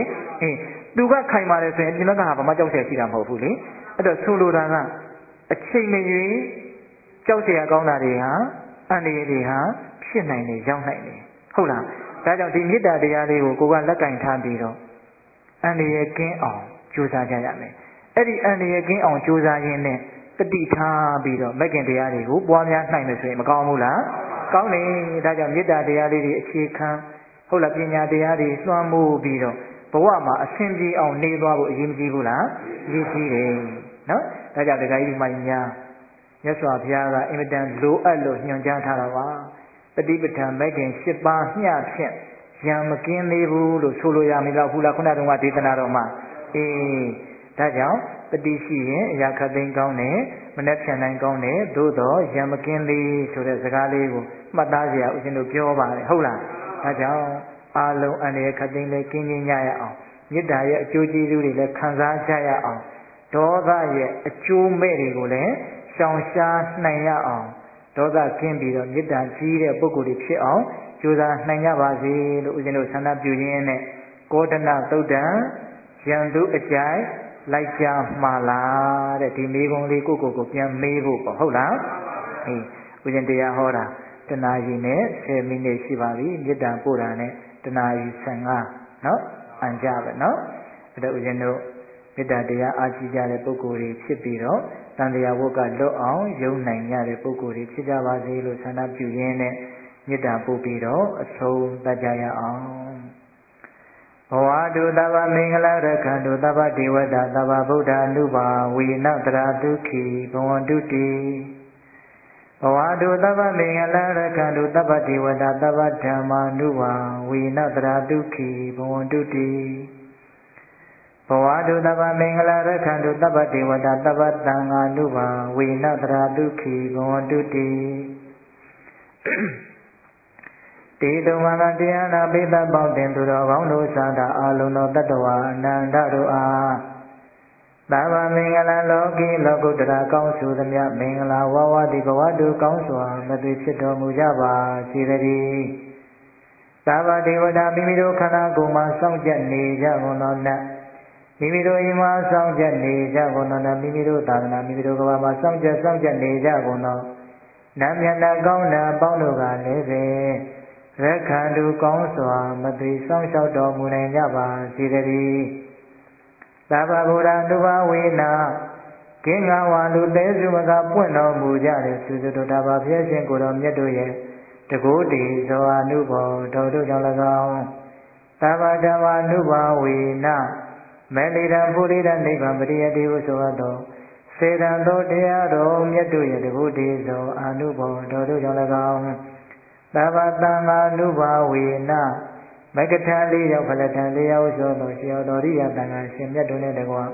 တိလဂုံသမာဓိဂုံပညာဂုံတို့နဲ့ပြည့်စုံတော်မူကြတဲ့သမုဒိတန်ခါရှင်ကောင်းရှင်မြတ်ပေါင်းတို့ရဲ့တကုတေဇောအနုဘောတော်တို့ကြောင့်၎င်းတရားနေရောညပါဘေခမဆိုင်ချိန်ရှိတိုင်း သုခိကိုယ်စိတ်နှပြချမ်းမာချမ်းသာခြင်းရှိရကုန်သည်ဘဝတုကောင်းစွာမသိဖြစ်တော်မူကြပါစေတည်း